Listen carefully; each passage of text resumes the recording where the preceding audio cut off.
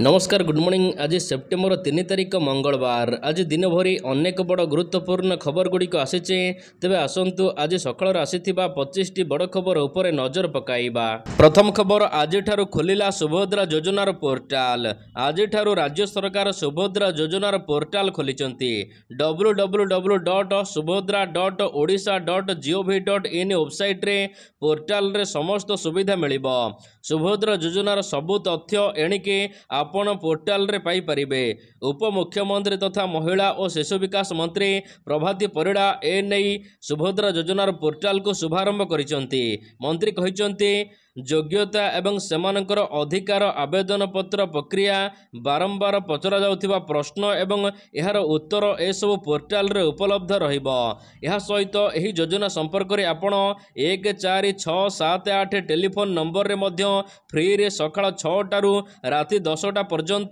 कथा होई पारिबे। एहा सहित निरूपण करा जाइथिबा निर्दिष्ट स्थान कार्यालय गुड़िकरे 4 सेप्टेम्बर अपराह्न फॉर्म दाखल करा जिवो। सेप्टेम्बर 17 तारिख रे योग्य हिताधिकारी को प्रथम किस्ती मिलिबो। परवर्ती खबर, देशर कृषक मानकु बड़ 7टी उपहार देले केंद्र सरकार।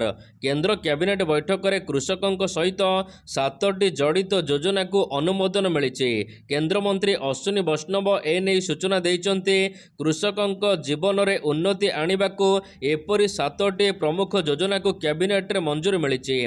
तेबे कैबिनेट बैठक रे प्राय 14,000 कोटी टंकार 7टी प्रकल्प को अनुमोदन करा जाइछि। खाद्य और पोषण फसलर विज्ञान पई 3,997 कोटी टंका मंजूर मिलिछि। एहा सहित 2,817 कोटी टंका डिजिटल कृषि मिशन को अनुमोदन मिलिछि। सेहीपरि कृषि शिक्षा परिचालना को सुदृढ़ करने को 2,292 कोटी टंका व्यवस्था करा जाइछि। पशु संपद स्वास्थ्य पई सरकार 1,702 कोटी टंका योजना को अनुमोदन करिसंती।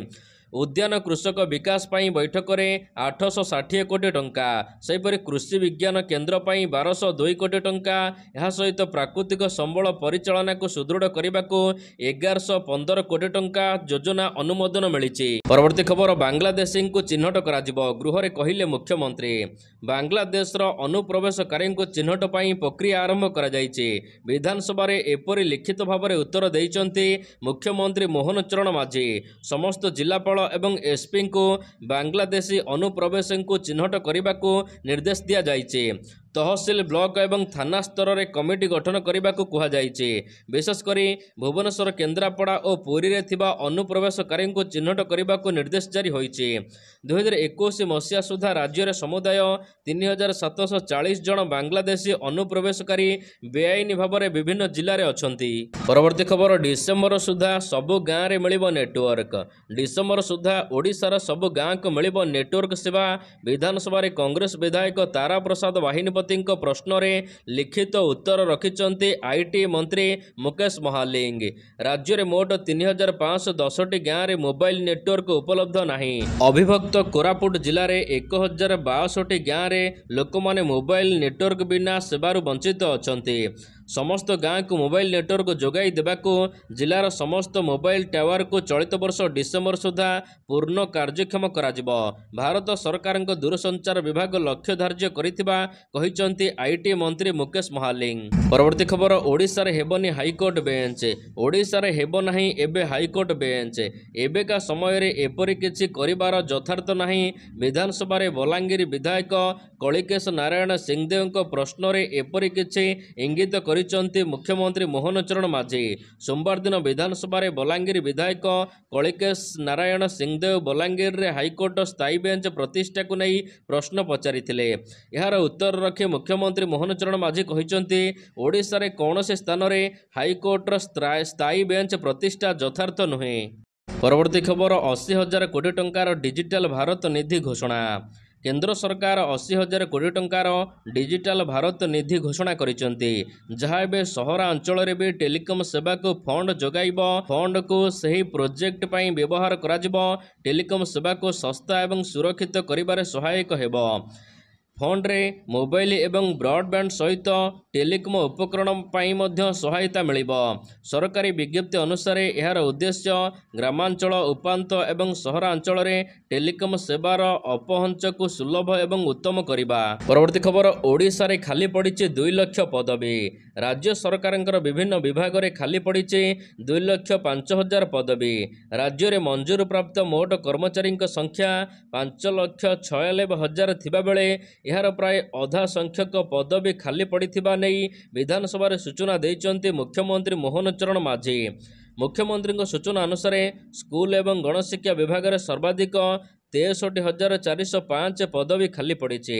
ଏହା ପଛକୁ ସ୍ୱାସ୍ଥ୍ୟ ବିଭାଗରେ 39,117 ପଦବୀ ଖାଲି ପଡ଼ିଛି।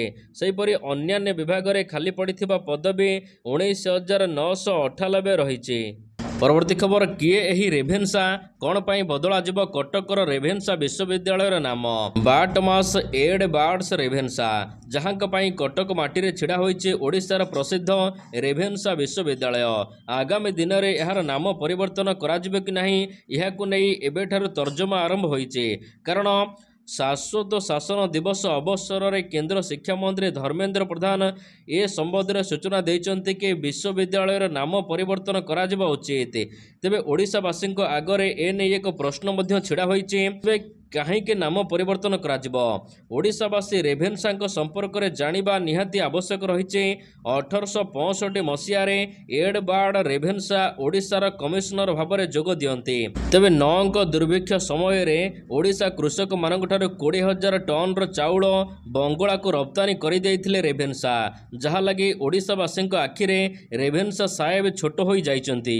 ପରବର୍ତ୍ତୀ ଖବର, ଏଣିକି ଓଡ଼ିଶାର ସମୁଦ୍ର କୂଳରେ ମିଳିବ ମଦ। ଏଥର ରାଜ୍ୟର ବିଭିନ୍ନ ସମୁଦ୍ର ଉପକୂଳରେ ଆରମ୍ଭ ହେବ ପାର୍ଟି। ସମୁଦ୍ର କୂଳରେ ମଦ ପିଇପାରିବେ ଗ୍ରାହକ।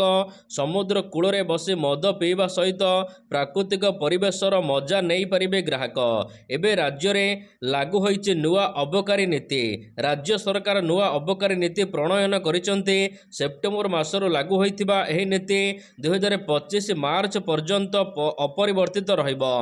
ତେବେ ଏଥିରେ ବିଭିନ୍ନ ପରିବର୍ତ୍ତନ କରାଯିବା ସହିତ ସମୁଦ୍ର କୂଳରେ ମଦ ବିକ୍ରି କରାଯିବ ବୋଲି କୁହାଯାଇଛି। ତେବେ କେଉଁ ସ୍ଥାନରେ ଏବଂ କିପରି ଏହି ସୁବିଧା ମିଳିବ ଜାଣନ୍ତୁ। ଲୋକମାନେ ସମୁଦ୍ର କୂଳରେ ମଦର ମଜା ପାଇପାରିବେ। ସମୁଦ୍ର ବେଳାଭୂମିରେ ଏଣିକି ମଦ ପିଇଲେ ପୋଲିସ ଧରିବ ନାହିଁ। ସମୁଦ୍ର କୂଳରେ ମଧ୍ୟ ମଦ ବିକ୍ରି ହେବ। ପରବର୍ତ୍ତୀ ଖବର, ପୂର୍ବତନ ମୁଖ୍ୟମନ୍ତ୍ରୀଙ୍କ ନିର୍ବାଚନୀ ମଣ୍ଡଳୀରେ 24 ବର୍ଷରେ 100ଟି ହତ୍ୟାକାଣ୍ଡ ଘଟିଛି। ପୂର୍ବତନ ମୁଖ୍ୟମନ୍ତ୍ରୀ ନବୀନ ପଟ୍ଟନାୟକଙ୍କ ନିର୍ବାଚନ ମଣ୍ଡଳୀରେ 24 ବର୍ଷ ମଧ୍ୟରେ 100ଟି ହତ୍ୟା ଘଟଣା ଘଟିଛି। ଏହି ହତ୍ୟା ଘଟଣାରେ ମୋଟ 328 ଜଣ ହତ୍ୟାକାରୀଙ୍କୁ ଚିହ୍ନଟ କରାଯାଇ ସେମାନଙ୍କୁ ଧରାଯାଇଛି ଏବଂ କୋର୍ଟ ହାଜତକୁ ପଠାଯାଇଛି। ଏନେଇ ବିଧାନସଭାରେ ଲିଖିତ ଉତ୍ତର ରଖିଛନ୍ତି ମୁଖ୍ୟମନ୍ତ୍ରୀ ମୋହନ ଚରଣ ମାଝୀ। ସେ ଆହୁରି ମଧ୍ୟ କହିଛନ୍ତି, ମୋଟ 100ଟି ମାମଲା ମଧ୍ୟରୁ 2 ଗୋଟି ମାମଲାରେ ଦୋଷୀଙ୍କୁ ଦଣ୍ଡ ମିଳିସାରିଛି। ଅନ୍ୟ 22 ଗୋଟି ମାମଲା ଦୋଷମୁକ୍ତ ହୋଇଛି ଏବଂ 69ଟି ମାମଲା ବିଚାରାଧୀନ ଅଛି। ସେହିପରି ଗଞ୍ଜାମ ଜିଲ୍ଲାରେ ଅପରାଧୀଙ୍କୁ ଧରିବା ସମୟରେ ପୋଲିସ ଉପରକୁ 37 ଗୋଟି ମାମଲାରେ ଅପରାଧୀ ଗୁଳି ଚଳାଇଛନ୍ତି। ଅପରାଧୀଙ୍କ ଗୁଳି ଚାଳନା ସମୟରେ 63 ଜଣ ପୁଲିସ ଅଧିକାରୀ ଆହତ ହୋଇଥିବା ବେଳେ ଗଞ୍ଜାମ ଜିଲ୍ଲାରେ 37ଟି ମାମଲାରେ 41 ଜଣ ଅପରାଧୀଙ୍କୁ ଏନକାଉଣ୍ଟର କରାଯାଇଛି। ପରବର୍ତ୍ତୀ ଖବର, ରାଜ୍ୟରେ 3 ବର୍ଷରେ ଆତ୍ମହତ୍ୟା କଲେଣି 218 ଜଣ ଛାତ୍ର। ରାଜ୍ୟରେ ବଢ଼ୁଛି ଆତ୍ମହତ୍ୟା ପ୍ରବଣତା। ବିଶେଷ କରି ଯୁବ ସମାଜରେ ଏଭଳି ନକାରାତ୍ମକ ଭାବନା ସୃଷ୍ଟି ହୋଇଛି। ରାଜ୍ୟରେ 3 ବର୍ଷ ମଧ୍ୟରେ ଦାୟର ହୋଇଛି 17,778ଟି ଆତ୍ମହତ୍ୟା ମାମଲା। 3 ବର୍ଷରେ 218 ଛାତ୍ର ଆତ୍ମହତ୍ୟା କରିଛନ୍ତି। ସେହିପରି 3 ବର୍ଷରେ 263ଟି ଛାତ୍ରୀ ଆତ୍ମହତ୍ୟା କରିଛନ୍ତି। 2023ରେ ସର୍ବାଧିକ 104 ଜଣ ଛାତ୍ରୀ ଆତ୍ମହତ୍ୟା କରିଥିବା ନେଇ ବିଧାନସଭାରେ ଉତ୍ତର ରଖିଛନ୍ତି ମନ୍ତ୍ରୀ। ପରବର୍ତ୍ତୀ ଖବର, ରାଜ୍ୟରେ ପ୍ରଥମ ଜୀବନ ନେଲା ଡେଙ୍ଗୁ। କେନ୍ଦୁଝର ଜିଲ୍ଲାରେ ଡେଙ୍ଗୁ ଏ ବର୍ଷର ପ୍ରଥମ ମୁଣ୍ଡ ନେଇଛି। ବଡ଼ବିଲ ପୌରାଞ୍ଚଳ 4 ନମ୍ବର ୱାର୍ଡ ଅନ୍ତର୍ଗତ ବୀର ବିଶ୍ୱକର୍ମା, ଯିଏକି 36 ବର୍ଷ ବୟସ, ଗତକାଲି ଡେଙ୍ଗୁରେ ମୃତ୍ୟୁବରଣ କରିଛନ୍ତି। ଅନ୍ୟପଟେ ରାଜଧାନୀ ଭୁବନେଶ୍ୱରରେ ଡେଙ୍ଗୁ ରୋଗୀଙ୍କ ସଂଖ୍ୟା ବଢ଼ିବାରେ ଲାଗିଛି। ଗତ 2 ଦିନ ମଧ୍ୟରେ ଭୁବନେଶ୍ୱରରେ ପାଖାପାଖି 100 ରୋଗୀ ଚିହ୍ନଟ ହୋଇଛନ୍ତି। ଶନିବାର ଦିନ 69 ରୋଗୀ ଚିହ୍ନଟ ହୋଇଥିବା ବେଳେ ରବିବାର ଦିନ 450 ଟେଷ୍ଟିଂରେ 40 ରୋଗୀ ଚିହ୍ନଟ ହୋଇଛନ୍ତି। ରାଜଧାନୀରେ ଡେଙ୍ଗୁ ଏବେ ଘରେ ଘରେ ବ୍ୟାପୁଛି, ଯାହା ଚିନ୍ତାର କାରଣ। ତେବେ ଖୋର୍ଦ୍ଧା ଜିଲ୍ଲାରେ ଆଜି ପର୍ଯ୍ୟନ୍ତ 1374 ରୋଗୀ ଚିହ୍ନଟ ହୋଇଛନ୍ତି। ସେଥିରୁ ଖୋର୍ଦ୍ଧାର ଗ୍ରାମାଞ୍ଚଳରେ 258, ବାକି ଭୁବନେଶ୍ୱରରୁ 1035। ପରବର୍ତ୍ତୀ ଖବର ଆସୁଛି ଆଉ ଏକ ଲଘୁଚାପ, ରାଜ୍ୟରେ ପୁଣି ହେବ ବର୍ଷା। ଆସନ୍ତା 5 ତାରିଖରୁ ପୁଣି ବଢ଼ିବ ବର୍ଷା। 2 ଦିନ ତଳେ ବଙ୍ଗୋପସାଗରରେ ସୃଷ୍ଟି ହୋଇଥିବା ଲଘୁଚାପ ବର୍ତ୍ତମାନ ଅବପାତ ଅବସ୍ଥାରେ ଦକ୍ଷିଣ ଓଡ଼ିଶା ସଂଲଗ୍ନ ଉତ୍ତର ଛତିଶଗଡ଼ ଏବଂ ଉତ୍ତର ଆନ୍ଧ୍ର ଉପରେ ସକ୍ରିୟ ରହିଛି। ଅନ୍ୟପଟେ 4 କିମ୍ବା 5 ତାରିଖ ବେଳକୁ ବଙ୍ଗୋପସାଗରରେ ଆଉ ଏକ ଲଘୁଚାପ ସୃଷ୍ଟି ହେବାର ସମ୍ଭାବନା ରହିଛି। ଏହି ଲଘୁଚାପ ଘନୀଭୂତ ହୋଇ ଅବପାତରେ ପରିଣତ ହୋଇପାରେ। ତେଣୁ 5 ତାରିଖରୁ ଆଉ ଏକ ପର୍ଯ୍ୟାୟରେ ରାଜ୍ୟରେ ବର୍ଷାର ପ୍ରଭାବ ପଡ଼ିବା ନେଇ ଆକଳନ କରାଯାଇଛି। ଆଜିଠାରୁ ରାଜ୍ୟରେ ବର୍ଷାର ପରିମାଣ ସାମାନ୍ୟ ବଢ଼ିବ। ତେବେ 5 ତାରିଖରେ ଦେବଗଡ଼, ସମ୍ବଲପୁର, ଅନୁଗୁଳ, ଢେଙ୍କାନାଳ, ନୟାଗଡ଼, ଖୋର୍ଦ୍ଧା, କଟକ, ପୁରୀ ଜିଲ୍ଲାରେ ପ୍ରବଳ ବର୍ଷା ହେବ ବୋଲି ପାଣିପାଗ ବିଭାଗ କହିଛି। ପରବର୍ତ୍ତୀ ଖବର ଆଜିଠାରୁ ବିଜେପିର ନୂଆ ସଦସ୍ୟ ସାମିଲ ଅଭିଯାନ। ଆଜିଠାରୁ ବିଜେପିର ସଦସ୍ୟତା ଅଭିଯାନ ଆରମ୍ଭ ହେଉଛି। ଏଥିରେ ଦଳୀୟ ସଦସ୍ୟମାନଙ୍କ ମଧ୍ୟରେ ପୁନଃନବୀକରଣ କାର୍ଯ୍ୟ ଆରମ୍ଭ କରାଯିବ ବୋଲି ଦଳ ପକ୍ଷରୁ ସୂଚନା ଦିଆଯାଇଛି। ପ୍ରଧାନମନ୍ତ୍ରୀ ନରେନ୍ଦ୍ର ମୋଦି ତଥା କେନ୍ଦ୍ର କ୍ୟାବିନେଟର ଅନ୍ୟ ସଦସ୍ୟଙ୍କ ପାଇଁ ସଦସ୍ୟତା ନବୀକରଣ କାର୍ଯ୍ୟ ଅନୁଷ୍ଠିତ ହେବ। ଦଳର ରାଜ୍ୟ ସଭାପତି, ମୁଖ୍ୟମନ୍ତ୍ରୀ ଏବଂ ରାଜ୍ୟ ମନ୍ତ୍ରିମଣ୍ଡଳର ସଦସ୍ୟ ଏବଂ ଅନ୍ୟାନ୍ୟ ଦଳୀୟ ବରିଷ୍ଠ କାର୍ଯ୍ୟକର୍ତ୍ତାଙ୍କର ସହାୟତାରେ ରାଜ୍ୟରେ ଆଜିଠାରୁ ଆରମ୍ଭ ହେଉଛି ସଦସ୍ୟତା ଅଭିଯାନ। ଦଳର ସଭାପତି ମନମୋହନ ସାମଲ ଏନେଇ ସୂଚନା ଦେଇଛନ୍ତି। ପରବର୍ତ୍ତୀ ଖବର ରାଜ୍ୟରେ ପାନ ମସଲା ଓ ଗୁଟକାରୁ ଜିଏସ୍ଟି ଆଦାୟ ହୋଇଛି 1500 କୋଟି। ରାଜ୍ୟରେ ଗୁଟକା ଓ ପାନ ମସଲାରୁ ପ୍ରାୟ 1.5 ବର୍ଷ ମଧ୍ୟରେ 1500 କୋଟି ଟଙ୍କା ଜିଏସ୍ଟି ଆଦାୟ କରାଯାଇଛି। ବିଧାନସଭାରେ ଝାରସୁଗୁଡ଼ା ବିଧାୟକ ଶ୍ରୀ ଟଙ୍କଧର ତ୍ରିପାଠୀ ମୁଖ୍ୟମନ୍ତ୍ରୀଙ୍କୁ ପ୍ରଶ୍ନ କରିଥିଲେ ଯେ ଶେଷଥର ପାଇଁ ରାଜ୍ୟ ସରକାର କେବେ ଏବଂ କେଉଁ ପରିମାଣରେ ଟିକସ ଆଦାୟ କରିଥିଲେ। ଏହା ଉପରେ ରାଜ୍ୟ ସରକାର ଉତ୍ତର ଦେବା ସହିତ ମୁଖ୍ୟମନ୍ତ୍ରୀ ମୋହନ ଚରଣ ମାଝୀ କହିଛନ୍ତି 2017 ଜୁଲାଇ 1 ତାରିଖ ଠାରୁ ସମଗ୍ର ଦେଶରେ ଦ୍ରବ୍ୟ ଓ ସେବା କର ଲାଗୁ କରାଯାଇଛି। ପାନ ମସଲା, ଗୁଟକା ଆଦି ପ୍ରମୁଖ ଜାତୀୟ ଦ୍ରବ୍ୟ ଉପରେ 28% ଜିଏସ୍ଟି ସହିତ 1500 କୋଟି ଟଙ୍କା ଜିଏସ୍ଟି ଆଦାୟ କରାଯାଇଛି। ପରବର୍ତ୍ତୀ ଖବର ଝାରପଡ଼ା ଜେଲରେ ଗଣ୍ଡଗୋଳ। ଝାରପଡ଼ା ଜେଲରେ ବିଚାରାଧୀନ କଏଦୀଙ୍କୁ ମରଣାତ୍ମକ ଆକ୍ରମଣ ଘଟଣାରେ ଆରମ୍ଭ କରାଯାଇଛି ଖୋଳତାଡ଼। ଜେଲ ଏଡିଜି ଅମିତାଭ ଠାକୁର ଏହି ଘଟଣାର ତଦନ୍ତ ପାଇଁ ଝାରସୁଗୁଡ଼ା ଜେଲରେ ପହଞ୍ଚିଛନ୍ତି। ତେବେ କେମିତି ଓ କେଉଁ ପରିସ୍ଥିତିରେ ଏଭଳି ଘଟଣା ଘଟିଲା, ଏହାର ପୁଙ୍ଖାନୁପୁଙ୍ଖ ତଦନ୍ତ କରାଯିବ। ତେବେ ଜେଲ ରୁମ୍ ଫିଟାଇବାକୁ ଗ୍ୟାଙ୍ଗଷ୍ଟର ପୁଅ ହାଇଦର ମୁନ୍ନା ଏବଂ ତାଙ୍କ ଗ୍ୟାଙ୍ଗ ବିଚାରାଧୀନ କଏଦୀ ସୌମ୍ୟକାନ୍ତ ମହାନ୍ତିଙ୍କୁ ମାଡ଼ ମାରି ଲହୁଲୁହାଣ କରିଥିବା ଅଭିଯୋଗ ହୋଇଛି। ପରବର୍ତ୍ତୀ ଖବର ନନ୍ଦନକାନନକୁ ଆସିଲା ନୂଆ ଅତିଥି। ନନ୍ଦନକାନନ ପ୍ରାଣୀ ଉଦ୍ୟାନ ପର୍ଯ୍ୟଟକମାନଙ୍କ ପାଇଁ ଖୁସି ଖବର। ଏଣିକି ପର୍ଯ୍ୟଟକମାନେ 3 ଜିରାଫ ଦେଖିବାର ସୁଯୋଗ ପାଇବେ। କୋଲକାତା ଆଲିପୁର ଚିଡ଼ିଆଖାନାରୁ ଜିରାଫ ଆସିଛି। ତେବେ ଜିରାଫର ବୟସ 1.5 ବର୍ଷ, ଅନ୍ୟଟିର ବୟସ ପ୍ରାୟ ବର୍ଷେ ହେବ ବୋଲି କର୍ତ୍ତୃପକ୍ଷ ସୂଚନା ଦେଇଛନ୍ତି। ସେମାନଙ୍କୁ ସଙ୍ଗରୋଧରେ ରଖାଯାଇଛି। ସ୍ୱାସ୍ଥ୍ୟ ପରୀକ୍ଷା ଶେଷ ହେବା ପରେ ସେମାନଙ୍କୁ ସମସ୍ତ ଜିରାଫକୁ ଗୋଟିଏ ୱାର୍ଡରେ ଛଡ଼ାଯିବ। ପରବର୍ତ୍ତୀ ଖବର ରାଜ୍ୟରେ ଚାଲିଛି କୁକୁଡ଼ା ମରା ଅଭିଯାନ। ନିମାପଡ଼ା ଏବଂ ଡିଲାଙ୍ଗରେ ଚାଲିଛି କୁକୁଡ଼ା ମରା ଅଭିଯାନ। ତେବେ ଆଜି ପର୍ଯ୍ୟନ୍ତ ଏହି 2 ଅଞ୍ଚଳରେ ଫାର୍ମରୁ କୁକୁଡ଼ା ମରାଯାଉଛି। ବର୍ତ୍ତମାନ ସୁଦ୍ଧା 70 ହଜାରରୁ ଅଧିକ କୁକୁଡ଼ା ମରାଯାଇ ସାରିଛି।